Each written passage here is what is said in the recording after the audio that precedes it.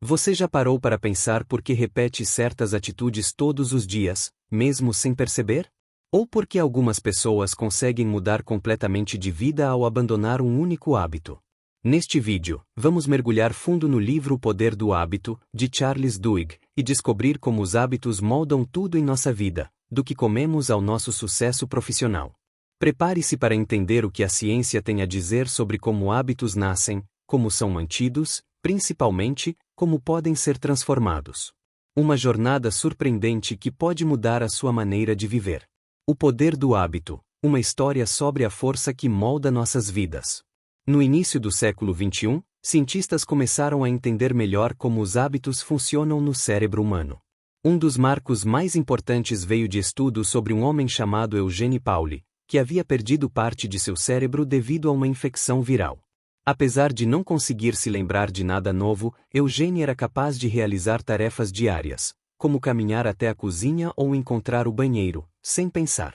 Os pesquisadores descobriram que seus hábitos haviam sido programados em uma parte diferente do cérebro chamada gânglios da base. Era ali que o cérebro armazenava ações repetitivas transformadas em hábitos. Charles Duhigg parte dessa descoberta para narrar como hábitos são formados, mudados e como controlam quase tudo o que fazemos. Ele divide a jornada do livro em 3 grandes partes: os hábitos individuais, os hábitos de organizações e os hábitos sociais. Através de histórias reais e pesquisas científicas, ele mostra como os hábitos operam, muitas vezes silenciosamente, e moldam nossa vida pessoal, profissional e até a sociedade. Os hábitos dos indivíduos. Duhigg revela que todo hábito funciona em um ciclo de 3 etapas: deixa, ou gatilho, rotina e recompensa. O cérebro identifica um gatilho, executa uma rotina, física, mental ou emocional, e, ao final, recebe uma recompensa. Com o tempo, esse ciclo se torna automático. Um exemplo emblemático é o de Lisa Allen, uma mulher que em poucos anos abandonou o cigarro, perdeu peso e se tornou uma pessoa completamente diferente. Os cientistas descobriram que tudo começou com um único hábito: ela decidiu parar de fumar. A mudança desse hábito central acabou desencadeando transformações em várias outras áreas de sua vida, um fenômeno chamado de hábito angular. Hábitos angulares são aqueles que, ao serem modificados, desencadeiam mudanças em cadeia. Outro exemplo vem da indústria. A Procter & Gamble lançou um produto chamado Febreze, mas o marketing inicial falhou. O produto não vendia. Foi só quando a empresa descobriu que precisava associar o uso do produto a um ciclo de hábito, usar Febreze como recompensa por uma casa limpa, que as vendas dispararam. Isso mostra que, mesmo no marketing, entender como hábitos funcionam pode significar o sucesso ou o fracasso de um produto. Duhigg destaca que, para mudar um hábito, não é necessário eliminá-lo, mas sim substituir a rotina, mantendo o mesmo gatilho e recompensa. Essa técnica é conhecida como regra de ouro da mudança de hábito. A chave está em entender o ciclo e inserir uma nova resposta. Um dos casos mais fortes é o de Alcoólicos Anônimos. O programa não elimina a vontade de beber, mas ensina a substituí-la por outras rotinas, como reuniões e espiritualidade. O apoio do grupo fornece a recompensa social, emocional e espiritual necessária para manter um novo hábito. Isso evidencia que a fé, seja em Deus ou em um grupo de apoio, desempenha um papel crucial na manutenção de mudanças de hábito duradouras. Os hábitos das organizações bem-sucedidas. A segunda parte do livro mergulha no mundo das empresas e organizações. Aqui, Duhigg mostra como os hábitos podem guiar, ou afundar, uma organização inteira. Um caso emblemático é o do CEO Paul O'Neill da empresa Alcoa. Quando ele assumiu o comando da companhia, surpreendeu a todos ao anunciar que seu foco principal seria a segurança dos funcionários. Ao fazer disso um hábito central, O'Neill desencadeou uma série de transformações internas. Melhorias na segurança exigiam comunicação mais eficiente, investimento em treinamento e maior controle de qualidade, e tudo isso aumentou a produtividade e os lucros da empresa. O resultado foi extraordinário. As ações da Alcoa se multiplicaram e a cultura da empresa mudou para melhor.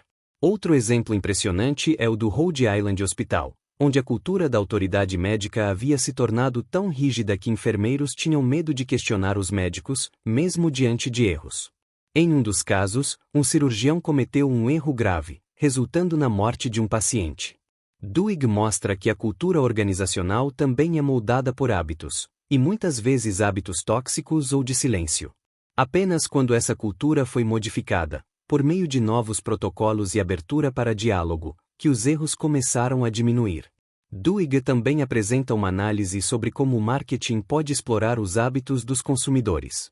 Ele narra como a rede de supermercados Target usava algoritmos para identificar mudanças de comportamento em clientes. Um dos casos envolveu o envio de cupons de fraldas para uma adolescente que, até onde o pai sabia, não estava grávida. A empresa havia detectado padrões de consumo típicos de mulheres no início da gestação. Isso gerou desconforto, mas também provou o poder de prever comportamentos com base em hábitos. O autor destaca que empresas bem-sucedidas não deixam os hábitos ao acaso. Elas os identificam, modificam ou fortalecem para moldar o comportamento de funcionários e clientes. A liderança organizacional, nesse sentido, depende profundamente da gestão consciente dos hábitos.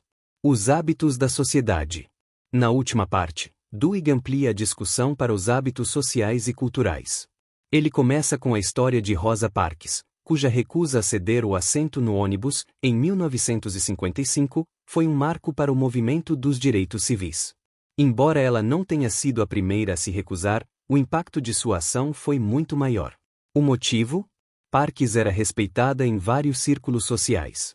Sua ação ativou redes sociais fortes e fracas, criando um efeito dominó.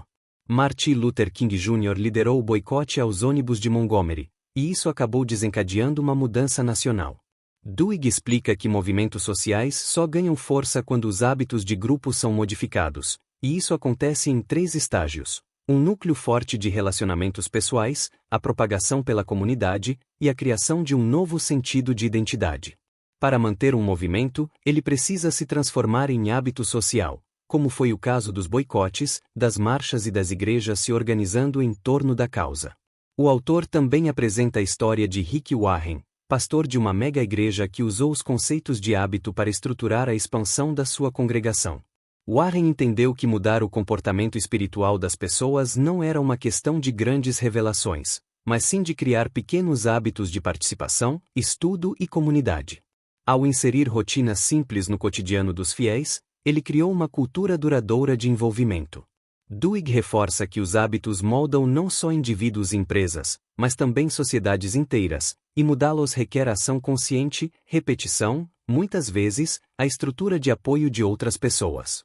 Epílogo: a escolha está em nossas mãos.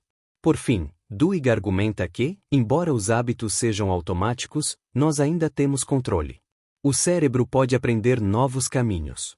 Podemos reprogramar hábitos ruins e construir hábitos positivos. O ponto-chave é a consciência. Ao identificar os gatilhos, entender as recompensas e substituir rotinas, qualquer um pode mudar. Mas exige trabalho, esforço, principalmente, a crença de que a mudança é possível. Como ele resume, a chave para exercer força de vontade é criar rotinas que tornam o comportamento automático. O poder do hábito é uma exploração profunda, científica e prática de como os hábitos moldam tudo em nossa vida, do que comemos ao nosso sucesso profissional, da cultura organizacional ao impacto em movimentos sociais. Charles Duhigg não só mostra o poder transformador dos hábitos, mas também oferece um caminho claro para dominá-los.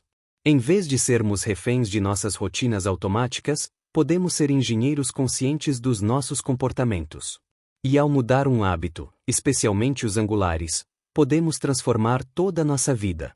Agora que você entendeu o poder dos hábitos, a pergunta que fica é: quais hábitos estão moldando sua vida neste exato momento? A boa notícia é que você pode mudar qualquer um deles, desde que entenda como eles funcionam. Lembre-se, toda mudança começa com a consciência e a escolha de agir diferente. Se você gostou desse conteúdo, curta, compartilhe e inscreva-se no canal para mais resumos transformadores como este. Até o próximo vídeo!